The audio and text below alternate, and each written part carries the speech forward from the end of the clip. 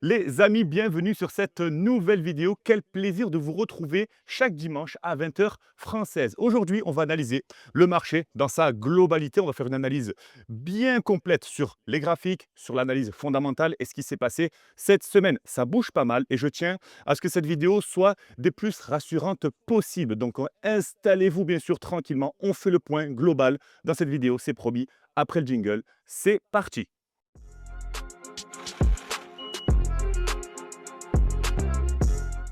Si tu tombes sur cette vidéo pour la première fois et que tu n'y comprends rien, c'est normal. Contente-toi de suivre le raisonnement et tu comprendras progressivement. N'oublie pas de t'abonner. Également, je te publie 2 vidéos par semaine, chaque mercredi à 20h et chaque dimanche, l'analyse globale du marché à 20h française. On attaque directement sur CoinMarketCap, notre routine hebdomadaire. Bitcoin, 70 288 $. Ça pousse pas mal ce week-end et Ethereum a passé les 2090 $. Je te rappelle que nous analysons toujours Bitcoin et Ethereum qui est le papa et le tonton des cryptos. Donc, on fera bien sûr un point graphique tout à l'heure. Mais avant ça, on fait un petit point actualité. Je pense que c'est important. Je t'ai partagé sur Telegram la liste des pays où la fiscalité est plus ou moins importante. Je t'invite à me rejoindre, bien sûr. Le lien est en bio. On a bien sûr dans le top 3 la France, le Japon, le Danemark avec une taxe qui est sur les bénéfices crypto, je te le rappelle, assez élevée. Et si tu as envie de rêver un petit peu, les pays à 0% sur les plus-values en crypto, bien sûr, les Émirats, Singapour, Panama, le Salvador, bien sûr que ça fait rêver. Donc, suis-moi sur Telegram si tu veux en savoir plus. Je te publie plusieurs posts par jour en ce qui concerne l'actualité, la macro, mais aussi, on peut sortir un peu du contexte et parler un peu de fiscalité, etc. On continue avec les plus grosses variations de la semaine. La crypto Pipine a fait plus 272%. Es-tu dans le train? Dis-moi-le en commentaire. Et Humanity Protocol, Stable, Kite, ce sont des cryptos qui sortent un petit peu des grosses capitalisations. Rien à signaler pour le moment.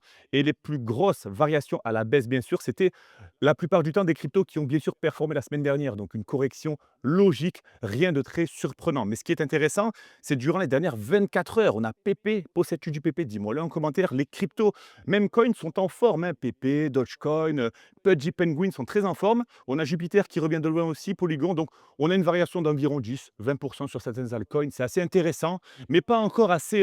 Ça pousse pas assez, je pense, hein, pour que tu récupères bien sûr les prix sur les prix d'entrée sur certaines cryptos sur lesquelles tu as investi. Dis-moi en commentaire, bien sûr, la liste des cryptos sur lesquelles tu as investi, que je te donne un petit peu mon avis aussi. Ça m'intéresse. On passe sur le côté graphique. On ferme le point actualité. On passe sur le côté graphique qui t'intéresse, je pense. On fait un point, bien sûr, sur le DXY, le dollar index, ce panier de devises contre le dollar. Hein. On a l'euro, on a le yen, on a le dollar canadien.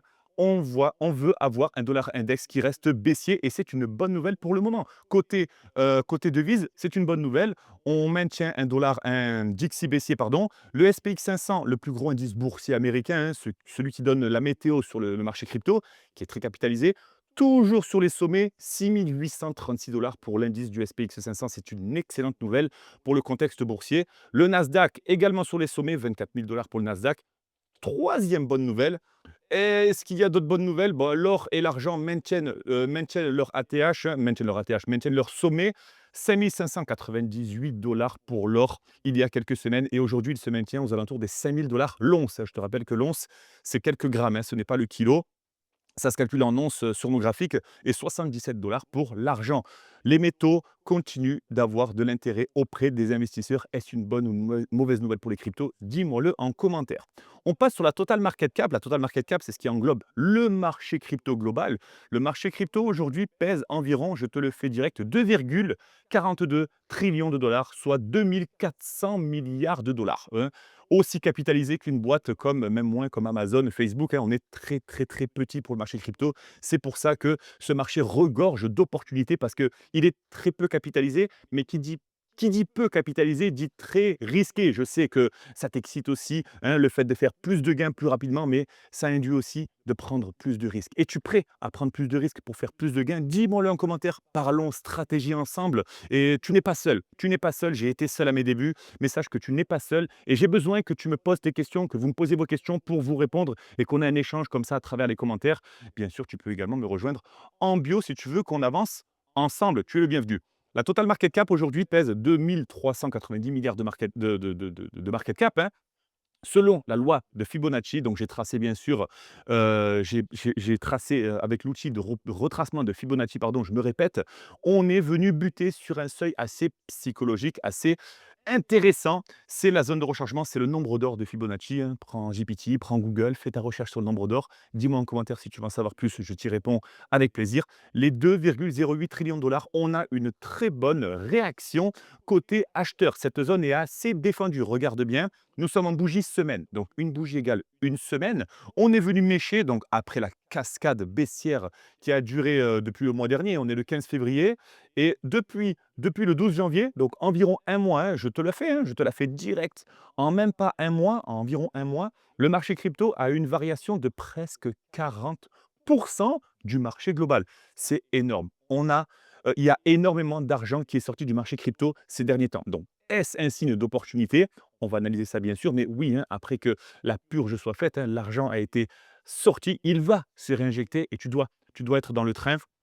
Donc parlons-en en commentaire et belle réaction, ici on est venu mécher. Attention, nous n'avons pas encore de signal de retournement. En daily peut-être, donc une bougie égale une journée, on va voir ça ensemble. On a un petit W qui se met en formation, donc si on parle W, si on parle méchage, si on parle figure chartiste, encore une fois, pose-moi ta question en commentaire, c'est du langage qui est assez technique et c'est à ta portée. C'est à ta portée, je t'ai préparé bien sûr des e-books adaptés pour ça et je t'ai préparé aussi un e-book gratuit pour découvrir tout ça. Mais ça, tu me laisses ton commentaire et je t'y réponds avec plaisir. Donc, on est venu mécher aux 2,08 trillions de dollars. Beau signe de réaction côté acheteur sur la total market cap. On va sur la total 3 maintenant qui englobe le marché crypto, sauf Bitcoin et Ethereum. Donc, tous les altcoins, hein, Solana, XRP, Cardano, tes altcoins favoris, je pense, ou les altcoins que tu n'as pas encore investis. Aujourd'hui, on est à 735 milliards de market cap sur la total 3 et on est venu mécher sous le dernier plus bas aux 660 milliards de market cap. C'est un signal bullish? Non, pas forcément, c'est pas un signal haussier, mais c'est important de voir qu'on est venu purger sous les derniers plus bas ici. Donc, est-ce un signal pour aller plus haut? Pour l'instant, nous n'avons pas de confirmation. On attend bien sûr la clôture de la bougie aujourd'hui, hein. On est dimanche, bon, il est 12h45 ici avec le décalage horaire, mais on attend la clôture de la bougie dans 18h14 et c'est là qu'on aura une nouvelle bougie et on verra si elle commence à s'empiler et qu'on commence à reprendre une tendance, bien sûr, haussière avec, je te le rappelle, des sommets, des creux, des sommets, des creux de plus en plus haut. Pour l'instant, on est en train tout simplement de digérer vraiment ce qu'il s'est passé ces dernières semaines. Ce mois de janvier a fait très très mal pour les cryptos et voilà, on doit absolument récupérer une partie des liquidités et j'espère que tu profiteras de ce mouvement, de ce prochain mouvement haussier avec nous. On fait un point aussi maintenant sur Bitcoin, 70 000 $ pour Bitcoin. Alors, je suis un peu mi-figue, mi-raisin sur Bitcoin. Pourquoi? Parce que sur la total market cap, je te rappelle qu'on est venu mécher et toucher parfaitement les 0,618 ici. Sur Bitcoin, nous ne les avons pas encore touchés suivant le même retracement. Donc, il y a deux solutions. La première solution, c'est qu'on se prenne un énième épisode de peur sur Bitcoin et qu'on parte chasser, vraiment toucher chirurgicalement les 0,618 de Fibonacci, c'est-à-dire les 57 772,43 $. C'est possible qu'on le fasse durant les prochaines semaines, les prochains jours, les prochains mois. Attention, ça ne veut pas dire que ce chiffre nous attire comme un aimant, hein, loin de là, mais c'est possible, c'est un scénario baissier. Pourquoi? Parce que je continue à vous partager des scénarios baissiers quand on est en tendance baissière. Nous sommes en tendance baissière sur Bitcoin. Ne l'oublions pas, depuis le mois dernier, sur Bitcoin, on a perdu pareil, hein, on a perdu environ 30% de la valorisation de Bitcoin. C'est énorme, hein. 30% de la valorisation de Bitcoin complète s'est envolée du marché. Il faut qu'elle soit réinjectée petit à petit. L'épisode de peur doit se dissiper. Je te rappelle que l'épisode de peur aujourd'hui, on est aux alentours des 13, hein, sur 100. Le fear and greed, hein, entre la peur et l'euphorie, donc euphorie c'est 100, peur c'est 0, on est à 13. Donc on est encore dans un épisode de peur extrême. Extreme fear in English. Donc attention, mais bien sûr, si on récupère une tendance après avoir chassé aux 60 000 $ tout rond, c'est ce que j'espère, on pourrait redessiner tranquillement une tendance haussière. Et ce que je vois actuellement, c'est un doji. Un doji, c'est une bougie comme ça avec un corps plat qui signale, c'est un signal bien sûr, d'essoufflement de tendance. Donc là, si on a une tendance forte baissière avec un doji qui se dessine, forcément qu'on a l'essoufflement des vendeurs qui laisse la place aux acheteurs par logique. Mais encore une fois, attention, c'est bien de fonctionner par logique, mais c'est bien aussi de rester rationnel et c'est aussi bien de faire confiance à son analyse technique. Donc voilà, un peu des deux, mais je suis toujours dans l'attente de voir si on pourrait avoir, une belle confirmation. Donc en daily, je vois qu'on dessine un beau petit W intéressant, mais il nous faut davantage de confirmation. On n'a pas encore cassé la neckline et cetera, et si ce langage est encore un peu trop technique pour toi, laisse-moi ton commentaire s'il te plaît. Le but, c'est pas que tu regardes cette vidéo sans comprendre, le but c'est que tu t'y adaptes, que tu les regardes petit à petit et que c'est ça soit toi qui t'adaptes à mes analyses et non pas moi. Comme ça, tu vas attraper le train est en marche et tu vas l'attraper en courant. Donc voilà, après la cible bullish, ça serait les 83 000 $, mais on n'y est pas encore. On est pour l'instant aux 70 000 $. On doit tenir les 70 000 $ pour Bitcoin. Je parle beaucoup, c'est normal, j'ai beaucoup de choses à vous dire. On ne s'est pas vu depuis la semaine dernière. Ethereum, intéressant, 2091 $. On dirait un commentateur sportif. Je mets de l'action là-dedans. Entre météo et commentaire sportif, tu vois, commentateur sportif. Mais Ethereum, on a 2091 $ actuellement. On maintient les 2000 $. Très intéressant. Attention sur Ethereum, ce n'est pas parce qu'on a un plus 5, un plus 10%, plus 15% sur certains altcoins qu'on doit crier Alléluia, hein. Quand on perd 30% sur un altcoin, on ne doit pas récupérer 30% sur l'altcoin. Quand on perd 30%, on doit récupérer plus, beaucoup plus que ça, limite 100%.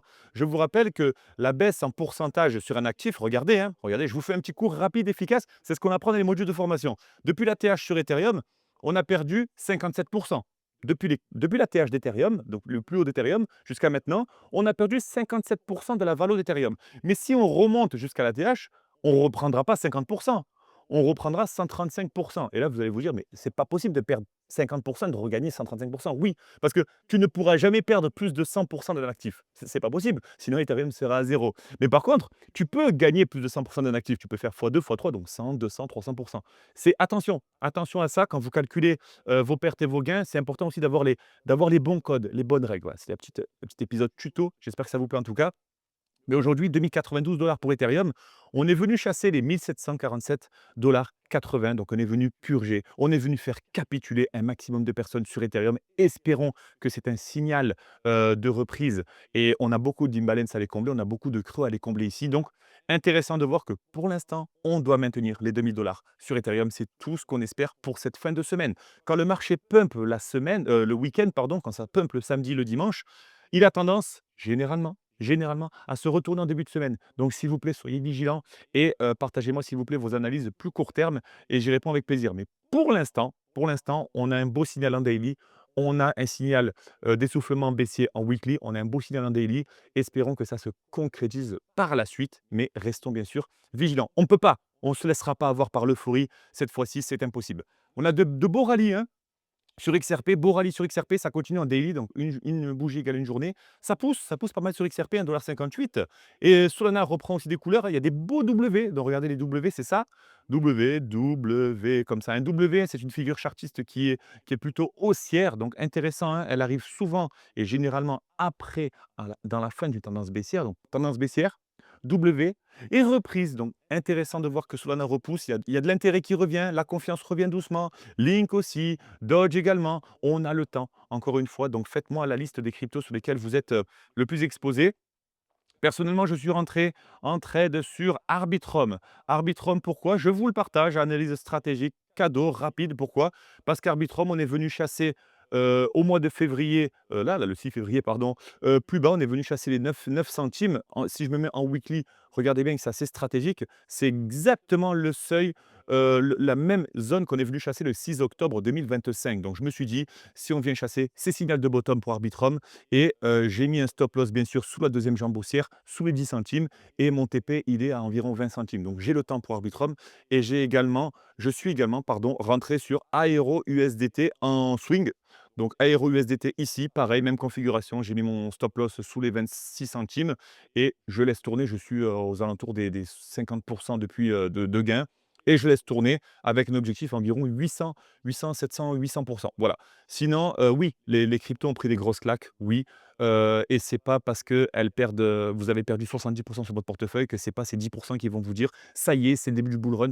Loin de là, on doit rester rationnel. Mais d'un côté, rester rationnel, mais d'un autre côté aussi, comme je l'ai dit à mon ami Guillaume, évitez aussi de regarder trop dans le rétroviseur et de toujours baser votre analyse sur vos pertes. Voilà, vous avez perdu de l'argent, certes, vous avez fait des choix, certes, mais c'est ce qui font ce que vous êtes aujourd'hui. Si vous avez investi, si vous avez fait des erreurs, c'est normal. C'est pour ça que aujourd'hui J'accompagne des personnes à faire des erreurs. Oui, je les accompagne à faire des erreurs, c'est vrai, mais dans un cadre. Voilà, c'est un peu comme un ring de MMA. Je vais vous apprendre à vous défendre, mais avec des gants, avec des voilà et pas dans la rue comme ça. Donc c'est important aussi de cadrer tout ça et de vous accompagner, que vous compreniez pourquoi vous faites des erreurs et sachez qu'encore une fois, je le répète, elles font partie de votre parcours. Ne vous en voulez pas. Ce n'est pas votre faute, à 100 et ce n'est pas non plus la faute du marché, mais il faut aussi, apprendre. On n'apprend pas de ses victoires, mes amis, on n'apprend pas de ses victoires. La Bitcoin dominance baisse un petit peu, on est aux alentours des 58. C'est une bonne nouvelle, ça montre bien que l'intérêt revient sur les altcoins. Je vous rappelle que 58 des cryptos, c'est sur Bitcoin. Si on a 42 environ sur les altcoins, si ça continue de baisser, la Bitcoin dominance, les investisseurs investiront moins dans Bitcoin et plus sur les altcoins et ça se ressent actuellement parce que oui, pour finir, on a une incertitude entre Bitcoin et Ethereum, hein. On est 70 000, 68 000, 67 000 et on voit que certains altcoins, comme le Dogecoin, comme regardez, hein, Pippin Humanity prend des 50-60. On est dans une très bonne phase où si la Bitcoin dominance continue de baisser gentiment et qu'on a une incertitude entre les 65 000 pour Bitcoin et 2 000 $ pour Ethereum, vos altcoins pourraient reprendre des couleurs. On n'attend pas que Bitcoin retourne à la TH pour que vos altcoins reprennent des couleurs. C'est possible. Il suffit juste que l'intérêt revienne gentiment sur les alcools. J'espère en tout cas que cette vidéo vous a plu. Je parle beaucoup et j'attends vos retours en commentaire pour que j'adapte le nouveau format des vidéos du dimanche parce que c'est une vidéo qui est assez complète mais voilà, c'était une vidéo assez, structurée mindset. Je pense qu'on en a tous besoin aujourd'hui. On se pose beaucoup de questions et on essaye de chercher des réponses un peu partout et j'espère en tout cas que ma stratégie, ma vision vous aide et j'attends bien sûr vos retours en commentaire. Si vous n'avez pas vu la nouvelle vidéo, allez la voir. Débuter en crypto, la première étape à partager à toute la famille et surtout à revoir si ça peut vous remettre une petite dose de mindset. Ça fera du bien.